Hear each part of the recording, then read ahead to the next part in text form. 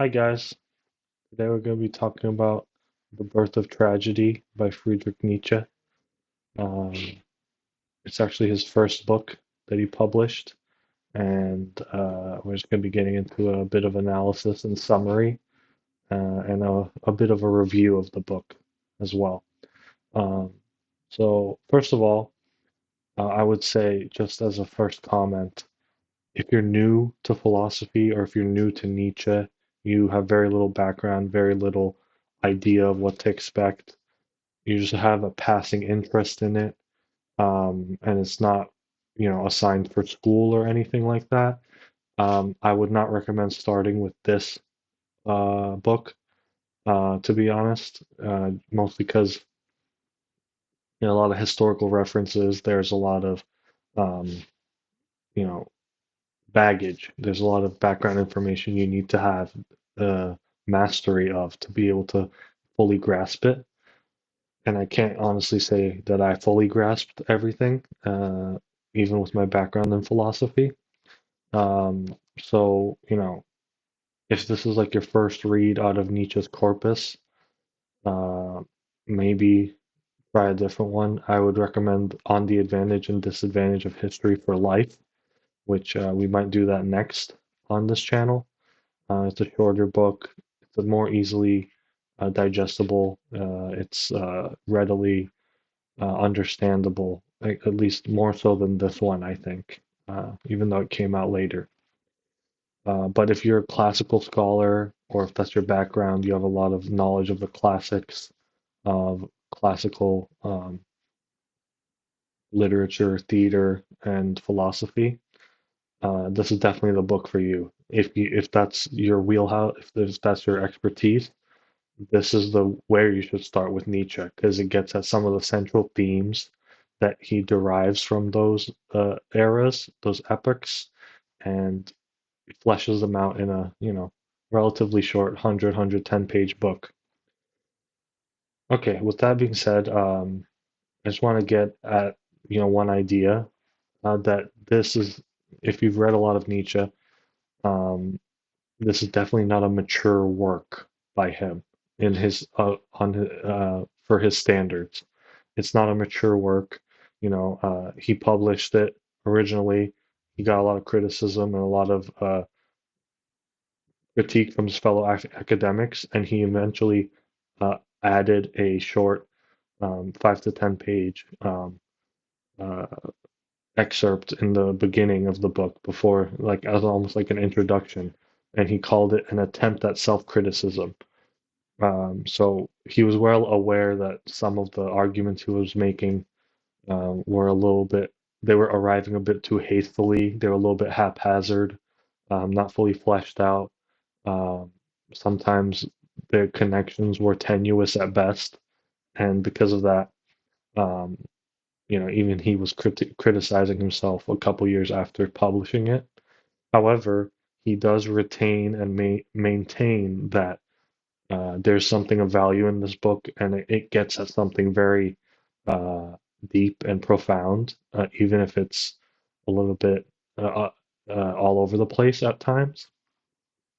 So, yeah, it's not a book you can just throw in the trash. There's a reason it's a classic, and it's worth your time if you go through it carefully. Another point to bring up is how much he reveres Richard Wagner and Arthur Schopenhauer in this book, being one of his earliest published book. Um, he has undying admiration for these two figures. Richard Wagner is the German composer, and he dealt a lot with cultural critique and music in his time, and Nietzsche saw him as potentially back then, when he was still very young, as like a revival of the German spirit, of the German, um, you know, aesthetic phenomenon. And he thought that he could bring a revival, a cultural revival to Germany that was unparalleled in his time. And because of this, he was very admiring of him. and then eventually he would fall out with him and write a book, I think called Nietzsche contra Wagner, where he explains that it was a mistake for him to associate so closely with him because of his anti-Semitism, other disagreements he had with him, and he sees it as pretty much uh, unnecessary to continue associating so closely with him. So he kind of breaks away from him. Same with Schopenhauer. In his earlier work, you can really see the effect and influence of Schopenhauer, and this kind of carries on throughout his career. But he kind of disavows him later in his life, later in his career, because he sees Schopenhauer as too pessimistic, too nihilistic, too um, life denying in some sense, and he wants to affirm life. He wants to say yes. He wants to go, you know, he wants to go for it, whatever it is, and suffer what he must, and carry on regardless of what he must suffer. Um, so it's worth noting that these two figures are very central in this book. And then he kind of distances himself from both of them, which is another sign that this is not really a mature work of Nietzsche's, because of his, over this career, he changes his mind about some philosophical figures and uh, friends of his. Friend being Wagner lived in the same era as Nietzsche, and they were close friends for a while. Okay, so where to start? Well, first of all, I want to make a mention of the original title of this book, which is The Birth of Tragedy Out of the Spirit of Music. Um, this gets at, I think, one of the main points in the whole throughout the book, um, this dichotomization between the Apollonian and the Dionysian. These are two Greek gods, Apollo or Apollonian tendencies Nietzsche describes as being logical, reasoned, thoughtful, careful, considered, very deliberate, and you thinking through what you're doing. Whereas Dionysian tendencies are more instinctual, they're passionate, they could be chaotic, potentially more emotional. Um, if you want to summarize it in one word, perhaps it would be rational versus irrational, but I think that's a bit too much of a generalization. You have to give more examples and more um, flesh it out a little bit more. So I think music for Nietzsche uh, expresses something more Dionysian. It's more, it's a universal language, and anyone can understand it. It, it's not like German or English where you need to speak it. You can understand it regardless of your culture, your background. And it's more instinctual. You get it. Like if you get it, you get it. You feel it. It's a feeling. It's not a thought. It doesn't evoke necessarily clear thoughts. It evokes feelings, emotions. Um, it's internal. It's like very much uh, um, yeah, it's not as thought provoking as it is feeling provoking. So that's how I think he views music. And then he sees the birth of tragedy as arising from this tendency in music. And however,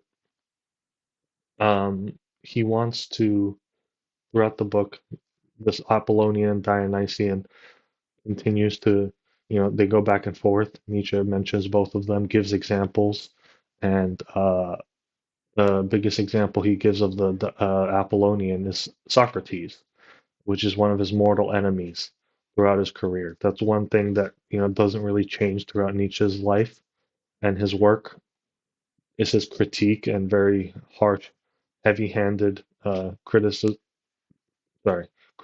of Socrates. So yeah, for Nietzsche, Socrates, Euripides, uh, Contra, someone like Homer, perhaps, or Sophocles, even. These figures, Socrates and Euripides, they represent a shift towards more Apollonian tendencies in art and philosophy and in cultural life in general. Um, so Nietzsche sees them as being very logical, thinking things through, trying to get at the truth, whatever that is, however to get there. Famously, Plato, one of Socrates' disciples, uses Socrates as the main character in most of his dialogues, and he has many other characters that he converses with, and the other characters are always seen as a foil to Socrates. So Socrates puts out uh, he questions them. He tries to pick their brains. He says, what do you know about X or Y topic? And in the end, he gets at, oh, you don't really know this as well as you thought you did, or maybe you don't know it at all. And famously, Socrates would say, you know, I'm wise because I know that I know nothing, whereas everyone else thinks they know something, but they don't really know. So if you take Socrates as his word that that's what he's doing when he's dialectically questioning and trying to get at the truth, then you feel like that is, you know, in Nietzsche's opinion, he's deceiving himself in some sense. But Socrates would tell you an unexamined life is not worth living. Um, So, differing perspectives on what a life well lived is, but definitely between Nietzsche and Socrates. Nietzsche sees Socrates as fundamentally life denying. Uh, he thinks he takes reason, which serves a place and a role in society and in human life, obviously, but he takes reasons to places it cannot go and that it does not belong. That's how Nietzsche sees Socrates.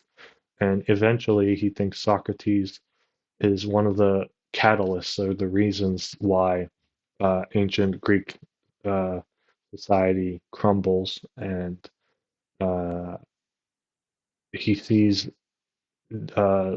Socrates as being one of the reasons why tragedy kind of dies in ancient Athens, and he wants to see a rebirth. And he wants to see a rebirth with the Apollonian and Dionysian mixed. So he tries to synthesize two seemingly opposite or uh, opposing aspects of art and human experience, and he tries to synthesize them and say that both are necessary to create great art. And why is it important that that's needed to create great art? Well, because Nietzsche says that existence is only justified as an aesthetic experience. So it's quite a claim from Nietzsche. Um, this is, the first book he wrote and published, and it gets at something important in his philosophy of his fundamental belief that art has a uh, fundamental role in society and human culture. All right, now let's get to a couple quotes from the book that I thought were notable. Um, Here's on page 53 in section or chapter 10, one or two pages in. Nietzsche writes, "For this is how religions tend to die. The mythic premises of a religion are systematized beneath the stern and intelligent eyes of an orthodox dogmatism into a fixed sum of historical events. One begins nervously defending the veracity of myths, at the same time resisting their continuing life and growth." So, to me, in this quote, Nietzsche is basically saying that once you try to reason everything and use reason, as Socrates tries to take it to places it doesn't belong and that it cannot go, he thinks that you demythologize everything, even the fundamental uh, myths that keep us rooted to our culture, to our society, to our people, whether that be a nation, a country, a state, a people, whatever. Um, and he thinks these are really important, and we need these roots. We can't just uproot ourselves and still remain uh, functional uh, societies and people. Um, so It's a fundamental emphasis on the importance of art, the importance of um, myths in myth making and mythologizing can be seen as a sort of art in itself, and he sees this as super important for people to survive uh, and thrive in this life. The second quote I have from the book is page 69 in section 14 or chapter 14. He takes aim at Socrates again here. He says, "We need only consider the Socratic maxims. Virtue is knowledge. All sins arise from ignorance. The virtuous man is the happy man." So once again, he tries to, he dichotomizes himself with Socrates this time, as he does throughout his career. And he says, Socrates thinks happiness, meaning, life force, the fundamental yes saying to life is to question everything to the point almost where even if there is a myth that is super important for a people, if Socrates questions the myth and its assumptions and its premises and its, um, you know, uh, the story it's trying to tell and the lesson it's trying to teach people, and he says, no, this doesn't make sense logically, so we should get rid of it, uproot ourselves. Nietzsche would say this is very damaging and very dangerous, and that's why he sees Socrates as a dangerous figure. Even though he terms himself, Nietzsche himself says he is a dangerous philosopher as well. He is dynamite, he famously says. He also says that you need to philosophize with a hammer, live dangerously. These are all famous quotes from Nietzsche. But he sees Socrates as dangerous in another sense, in that he's life denying. He's